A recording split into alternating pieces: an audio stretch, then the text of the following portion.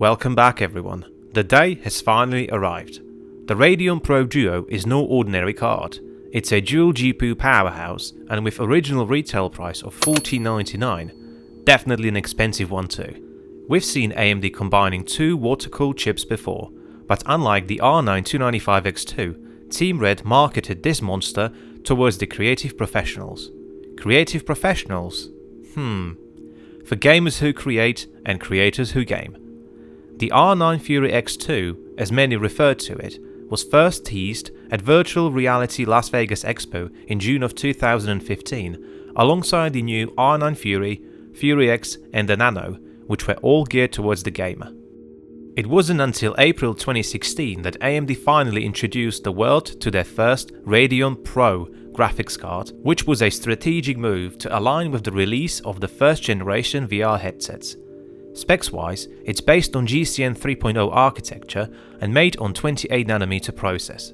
At its heart are two Kaspersky XT cores clocked at 1000 MHz, 8092 stream processors, and 8GB of HBM memory, which is clocked at 500 MHz and is using monstrous 4096-bit memory bus. What's HBM memory, you ask? It's a new type of memory technology that Team Red was one of the pioneers of.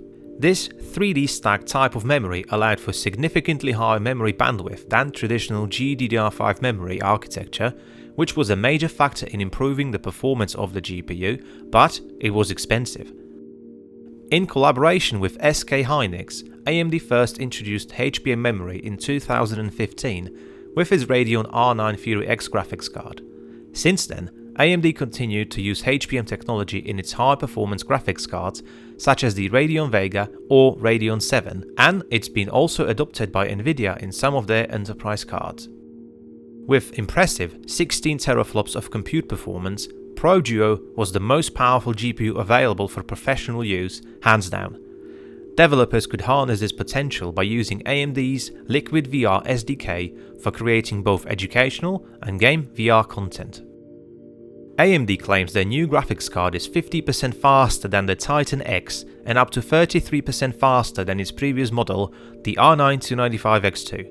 Not only that, and although the Pro Duo has three 8-pin power connectors, its TDP is rated at just 350 watts, down from 500 of the 295X2. Card remains fully covered by water cooling, but unlike the 295X2, there is no fan and the design resembles R9 Fury X. World's fastest graphics card. Again, let's put this claim to the test. As usual, we start off with 3D Mark Time Spy and, well, sadly, both Pro Duo and 295X2 are disqualified as they are not able to run this benchmark. At least, Titan X managed to score just below 6000 points. In Firestrike Extreme, we finally get to see the brutal power of dual Fiji card, scoring nearly 60% higher than Titan X and around 25% higher than the 295X2. Pro Duo's domination continues in Heaven Benchmark, where it scored around 28% higher than Titan X or 295X2, which were matched very closely. Taking GPU power consumption into consideration, as one really should, Titan X takes the lead with 12.9 points per watt used, and the Pro Duo was behind by a point. Dead last was the 295X2 with just 6.9 points. Nice. Whilst not impressive in the grand scheme of things, the improvement AMD made here are really considerable. The MSRP to score ratio tanks all three cards I tested today, yet still, Titan X takes the top spot with 3.3 points per every dollar spent on the MSRP. Things take a different turn when we consider current GPU pricing. Titan X leads the overall chart by a margin, leaving both dual AMD cards behind. Still, there is the RTX 3080 we can make jokes about. So, now then, let's play some games, and we start off in Battlefield 1. At 1080p with high preset, Pro Duo pushed 127 FPS average, followed closely by Titan X and leaving the 295X2 behind. It's worth mentioning, Titan X offered significantly better 1% lows and noticeably smoother experience. At 1440p, I saw very similar results and similar margins. Finally, 4K broke both AMD cards, and even though Pro Duo kept the highest average, 1% loss of 4 meant it was not a great experience. Point to Nvidia. Dying Light was next, and if you're watching this in early April, grab this one for free from Epic Launcher until 13th of April.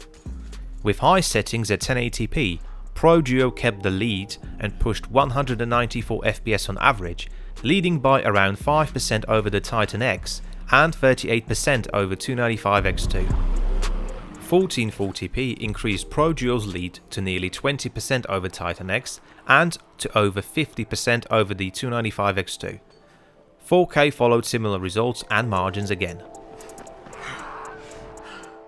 Third Rally shook things up, and with Ultra preset and 2x MSAA enabled, I saw Titan X leading the way at 1080p with 178 FPS on average.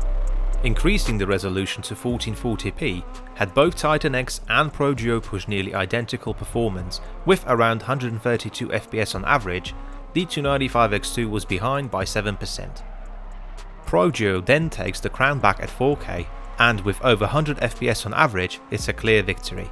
Titan X actually dropped to last place. Witcher 3 with high preset but no hairworks was up next. Titan X takes the top spot at 1080p with an average of 85 FPS.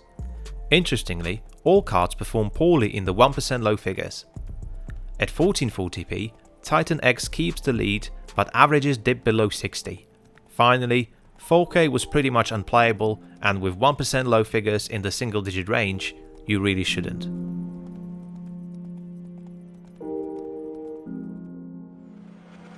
Next, it's F1 2018, and its built-in benchmark using Spain circuit and ultra high preset. At 1080p, Pro Duo leads the way with a significantly higher average of 132 FPS, that's a 27% lead over the 295X2 and 35% over the Titan X. At 1440p, results pretty much followed. At 4K, Pro Duo ran out of steam, and while still pushing the highest average FPS, Titan X takes the round with much better 1% lows. At this point, a channel's classic. Benchmark of the tunnel ride in Metro 2033 Redux. At 1080p, Pro Duo continues to dominate with 191 FPS on average. Titan X was behind by 13% and the 295X2 by a huge 35%. 1440p shuffled results a bit and Pro Duo gained even more lead. 295X2 took second spot, leaving the Titan X last and slower by over 40%. Lastly, at 4K, Pro Duo remained at the top of the chart with very acceptable average of 77 FPS. 295X2 second and behind by 36%, and Titan X dead last and slower by over 62%. Wow. GTA 5 closes our game testing, and with very high textures and high settings enabled, 1080p sees very similar results across. Titan X is performing the best with an average of 136 FPS. It's about 4% faster than Pro Duo or the 295X2. Stepping up to 1440p sees virtually no change to average, but Pro Duo is marginally slower and actually at the bottom of the chart. 4K is absolute chaos. Pro Duo kicks the door out and pushes nearly 115 FPS on average, a huge 42% faster versus Titan X. What happened here? So, has the Team Red done it again? Yes, they did, and also, no. Sadly, they didn't at the same time. I'm not going to hide my slight disappointment with the Pro Duo here. AMD took the opportunity and placed Pro Duo in front of the professionals and went as far as to replacing one of the DisplayPort outputs for an HDMI, which then allowed compatibility with certain VR headset. Ideas about using each GPU core to drive one of the VR headset screens seemed like a good idea, at least in theory, but my knowledge on the topic is very little. I bought the first gen HTC Vive and still have it somewhere in a box, but don't believe the Pro Duo adoption was there, maybe at least not in line with AMD's vision. Early adopters are important and AMD gets credit here, however, from my gamer's perspective, this card did not deliver. At $1499, it was extremely pricey. I know, we saw the same price tag with the 295X2, however, that time Nvidia didn't have much of an answer. This time, a pair of 980 Ti's would be considerably cheaper, have more VRAM and absolutely tear Pro Duo apart in games and in some productivity tasks. Still, I admire it. Virtually silent, and when harnessed properly, it can still deliver a very good gaming experience on a 1440p monitor. These things seems to be very rare at the time of recording, and in fact, for the last 6 months, I've not seen one for sale on eBay. What's your opinion of the Radeon Pro Duo? Let me know in the comments down below. If you enjoyed this video, please give it a like, and as always, thanks for watching, I'll see you in the next one.